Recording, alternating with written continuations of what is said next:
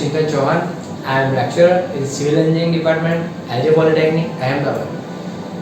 We discuss about subject structural mechanics, and the topic is shear force and bending moment. First content की बात करते हैं. Type of beam, type of load, type of support, shear force and bending moment. First type of beam. We have different types of beam. Simple supported beam, overhanging beam, cantilever beam, fixed beam and continuous beam. Simple supported beam. A beam supported freely on the wall or column at its both ends. It's known as a simple supported beam. यानी कि कोई beam है, वो कोई wall पे टिका हुआ है या फिर दोनों एंड से कोई सिंपली सपोर्ट से वो रजिस्ट कर रहा है, उसे बोलेंगे simple supported beam.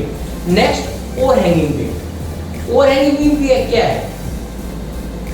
Beam is freely supported on two supports but its one end or both end are projected beyond the support. यानी कि दोनों साइड से क्या होता है कि हमारे पास सपोर्ट होते हैं, मगर एक साइड से सपोर्ट जो लेवल में होना चाहिए वो नहीं भी होता है और हो भी सकता है. लेकिन एक साइड से सपोर्ट अप होता है या फिर दूसरे सपोर्ट के लेवल में नहीं भी होता है. उसके बाद cantilever beam. A beam fixed at one end and free at other end is known as cantilever beam. Cantilever beam क्या होता है? एक साइड से फिक्स होता है और एक साइड से क्या होता है? फ्री होता है, उसे बोलेंगे कैंटिलीवर. Fixed beam.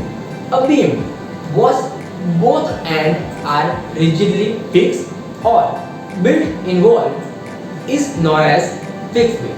यानी कि हमारा जो बीम है वो दोनों साइड से फिक्स सपोर्ट से क्या है? जुड़ा हुआ है, उसे बोलेंगे फिक्स बीम. नेक्स्ट बात करते हैं continuous beam. A beam supported on more than two supports is known as continuous beam. यानी कि हमारा जो बीम है वो 1, 2, 3, 4 या फिर मोर सपोर्ट 2 और 2 और 2 से ज्यादा सपोर्ट से रजिस्ट करता है, उसे बोलेंगे continuous beam. Types of load. A beam may be subjected to the following type of load: point load or concentrated load, uniformly distributed load, and uniformly varying load. 3 type के हमारे पास load है.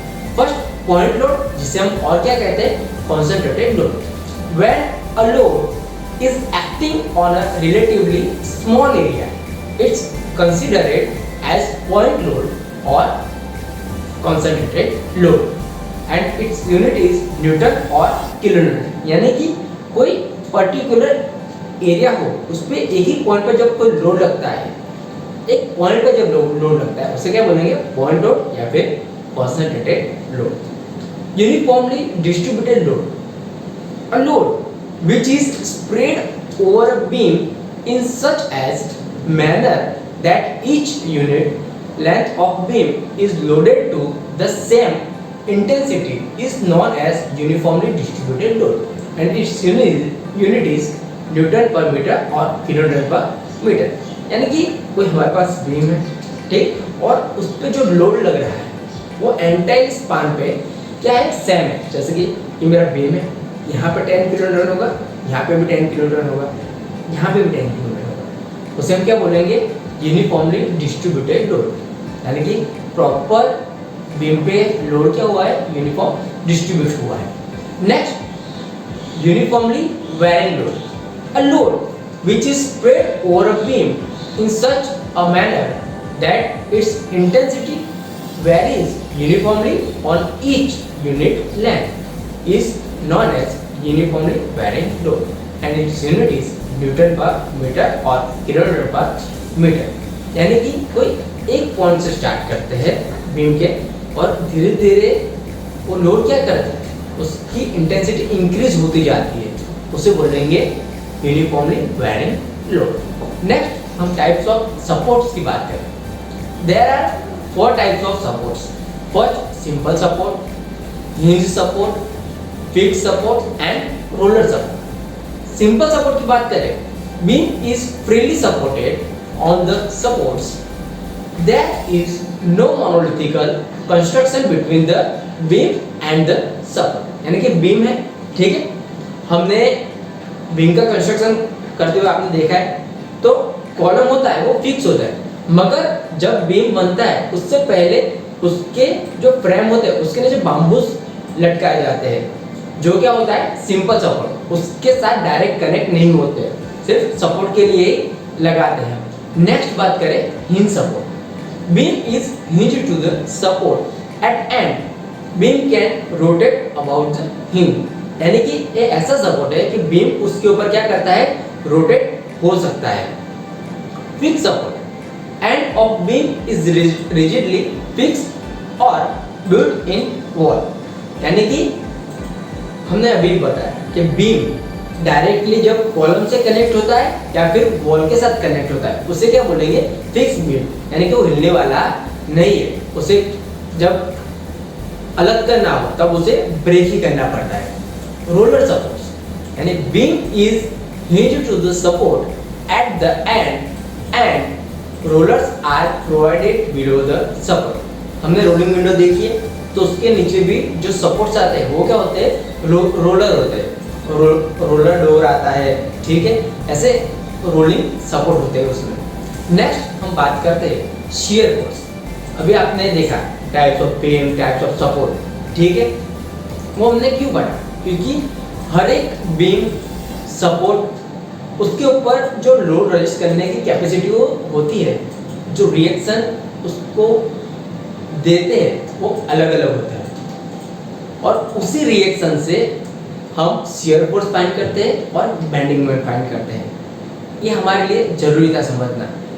Shear force की बात करें अब, algebraic sum of unbalanced vertical forces to the left or right side of the section is called shear force at that section and its unit is Newton or kilonewton।